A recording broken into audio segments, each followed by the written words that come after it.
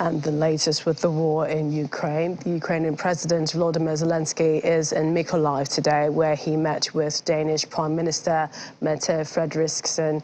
Both discussed the impact of Russian missiles and drone strikes with regional officials. On the Telegram messaging app, President Zelenskyy said they reviewed the state of the region's energy infrastructure, the means of its protection, and the pace of recovery. Plus, they discussed the operational situation in the south of Ukraine and the consequences of Russia's missile and drone attacks. Well, now on Sunday, the Ukrainian president said his country was facing a very tough situation in the eastern Donetsk region and needs faster weapons supplies and new types of weaponry to withstand Russian attacks. This was in his regular nightly address. He also attacked efforts to allow Russia back into the Olympics, saying inclusion at the 2024 Paris Games was tantamount to showing that terror is somehow acceptable. The enemy doesn't count personnel, and despite numerous casualties, keeps the intensity of its attacks. In some of its wars, Russia had suffered fewer losses than it faced here, particularly near Bakhmut. And this can only be countered by extraordinary resilience and a complete awareness that our soldiers are defending the whole of Ukraine when they defend the Donetsk region. Today, I chaired a regular meeting of the headquarters of the Supreme Commander-in-Chief. The main focus, of course, was placed on the situation at the front, primarily in the Donetsk region and in the southern areas. The situation is very tough. Bakhmut, Volodar, and other areas in the Donetsk region are under constant Russian assault. There are constant attempts to break through our defenses. Russia hopes to drag out the war and exhaust our forces. So, we have to make time our weapon. We have to accelerate developments. We have to speed up the supply and launch of new necessary military operation for Ukraine.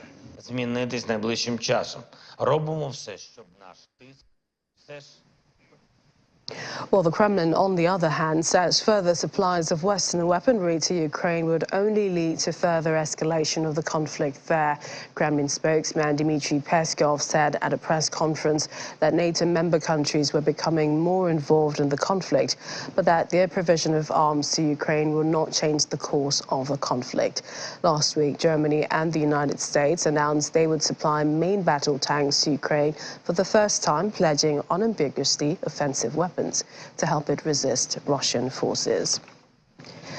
Meanwhile, Turkish Foreign Minister Mevlut Cavusoglu says his country could evaluate Finland's NATO bid separately from that of Sweden following protests, including the burning of a Quran in Stockholm that sparked outrage in Ankara.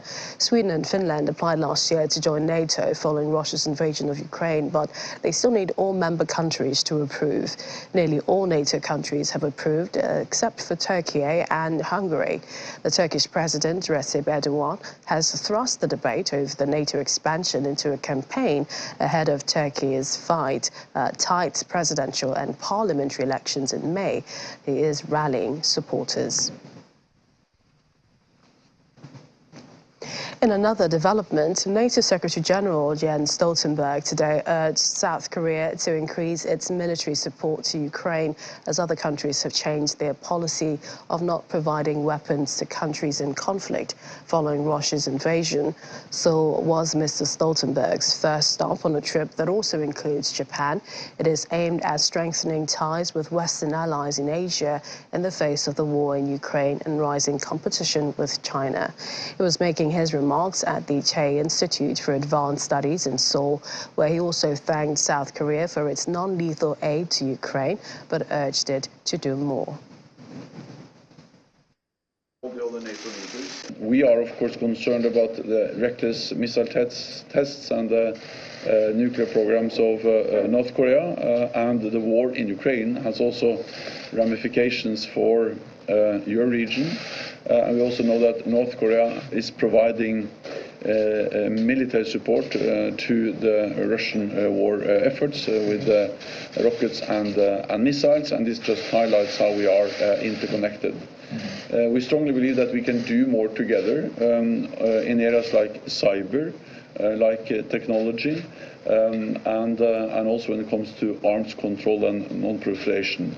So there are many areas where we really believe that even stronger partnership between the Republic of Korea and NATO can be of mutual benefit.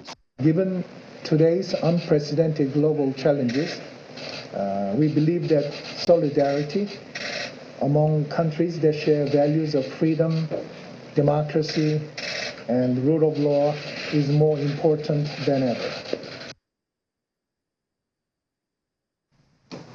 And back to the issue of NATO membership, Finland is sticking to its plan of joining the North Atlantic Treaty Organization at the same time as Sweden and hopes this will happen no later than July this year. Understanding. It has already become clear earlier that Turkey has more open issues based on the Memorandum of Understanding signed in Madrid last summer with Sweden than with Finland. Ratifications in Turkey also require approval by Parliament with their own procedures, which take their own time. I still see the NATO summit in Vilnius in July as an important milestone, and I hope that both countries will be accepted as NATO members at the latest. We have a patience, and we have maybe also good patience for the reason that so many countries gave us security assurances when we started this NATO path, and it's US, UK, key European allies, EU allies, and so forth, and all of these countries guaranteed that if something bad happens when we are on the waiting list, so to say, or when we are during this grey period, these countries will be of our help, and we appreciate those security assurances very much, even if we understand that it's not same as the NATO Article 5, but it's very important for us. We are looking, of course, when we look at the timetable this spring, we look, of course, towards the Vilnius summit. That's certainly an important milestone for NATO, and we hope that both Sweden and Finland could and would be members of NATO before the Vilnius summit. I think it will be an important milestone. But we cannot, of course, decide on the behalf of Turkey or on the behalf of Hungary about their timetables. We are in their hands with the timetable. Well, we have actually underlined to all our future NATO partners, including Hungary and Turkey, that Finnish and Swedish security goes together. We share the common long shore of the Baltic Sea, and whenever NATO is planning its defense in this region, it has to put to the map both Finland and Sweden. German Chancellor Olaf Scholz has warned of a bidding war when it comes to weapons delivery to Ukraine, but says the country is in close coordination with the issues. Last week, Germany decided to send modern Leopard 2 tanks to Ukraine, paving the way for other countries such as Poland and Spain to do so. Well, this is also as hundreds of tanks that Ukraine says it needs. Some will be going towards delivering that. Other countries include Spain, Finland, the Netherlands and Norway, promising to supply some of their Leopard tanks to Ukraine as well. Elsewhere, Boris Johnson, former Prime Minister of the UK, has said Vladimir Putin, Russia's president, threatened him with a missile strike in an extraordinary phone call in the run-up to Russia's invasion of Ukraine. The then Prime Minister said Mr. Putin told him it would only take a minute. Mr. Johnson said the comment was made after he warned the war would be an utter catastrophe. The claim is made in a BBC documentary on Mr. Putin's interactions with world leaders over the years. The Kremlin spokesman has said that it is a lie. Mr. Johnson warned Mr. Putin that invading Ukraine would lead to Western sanctions and more NATO troops on Russia's borders. He also tried to deter Russian military action by telling Mr. Putin that Ukraine would not join NATO for the foreseeable future.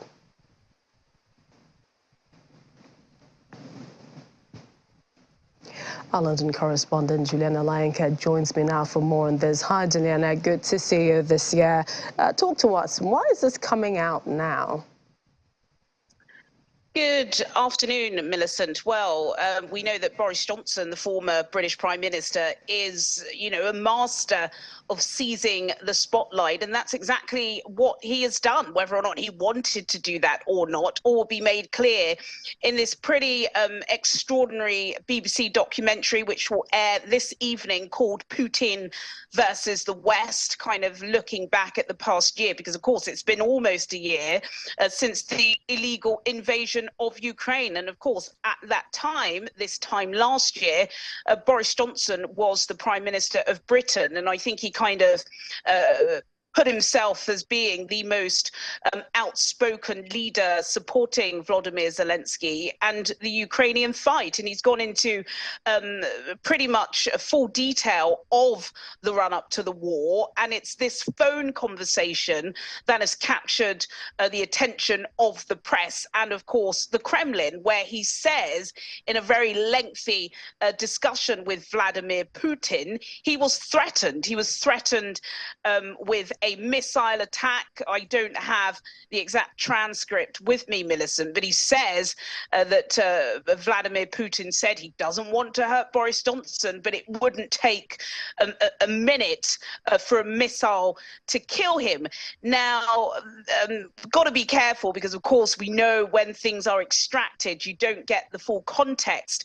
And following on from revelation from the former Prime Minister, Boris Johnson says that he didn't believe him, that, the conversation and Vladimir Putin's voice was so flat that he knew the threat wasn't to be taken seriously. But, of course, the media have picked up with that and ran with it, so much so that we did actually get a comment from Dmitry Petrov, who is the official spokesperson for Vladimir Putin, saying, nothing to see here. There was no missile attack.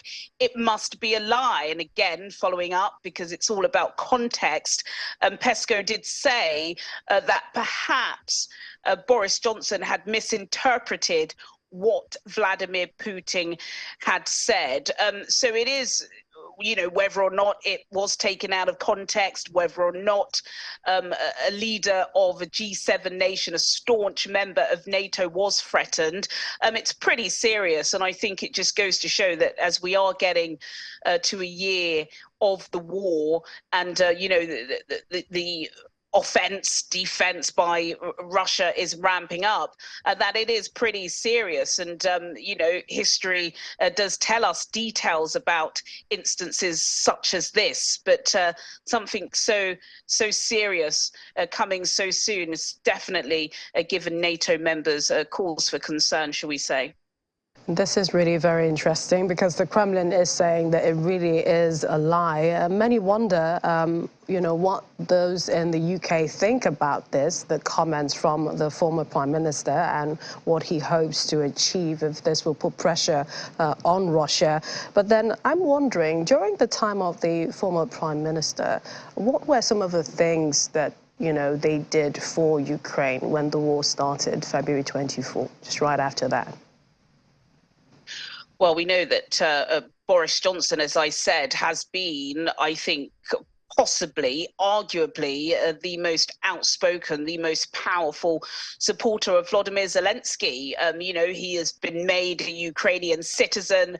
Just last week, he made a surprise visit yet again to Kyiv, even though, of course, he is certainly governing from the backbenches now. But again, Boris Johnson is a master of seizing the spotlight, and that's exactly what he has done.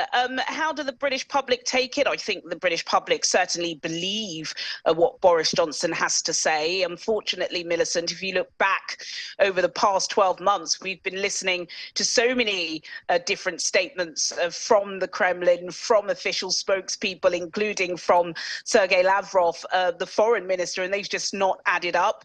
We were told that Russia wasn't going to go into war with Ukraine. They went into war with Ukraine. So even though Prime Minister Boris Johnson was ousted out of number 10 Downing Street because of scandal, I don't think anybody across the world unless you are a supporter of Putin, will disbelieve what Prime Minister Boris Johnson has to say. I think it is going to be very difficult for Rishi Sunak. In fact, it has been difficult for Rishi Sunak to pick up the mandate that was dropped by Boris Johnson, because whether or not Rishi Sunak likes it, he is a wartime Prime Minister. And certainly, I think now Ukraine are demanding and asking for Britain to do much more. We were pretty slow when it came to, taking the millions of refugees that were leaving Ukraine in their droves in the onset of the war. That's been picked up a little bit through the Ukraine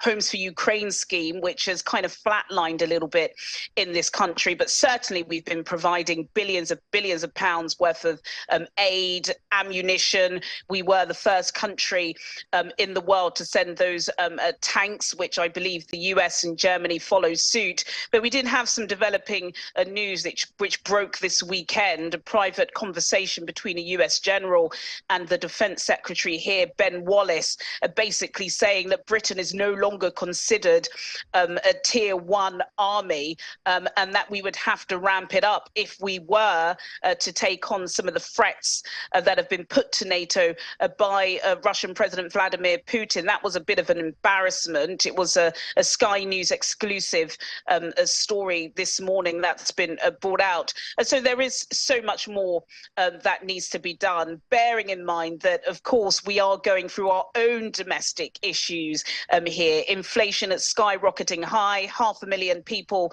set to down tools on Wednesday to protests against stagnant wages and, working conditions. So the Prime Minister's got his hands full. Unfortunately, even though we have a war raging on our back doorstep, we have significant issues domestically within these four aisles that the Prime Minister needs to put his full focus on if the Conservatives are not to lose the next general election. So while we stand shoulder to shoulder with the people of Ukraine, I think for Rishi Sunak and this Conservative government, domestic issues, of course, by far take precedent when it comes to policy and spending. We look forward to that inside story there. You said to air later today. Thanks for the update. Thanks, Vince.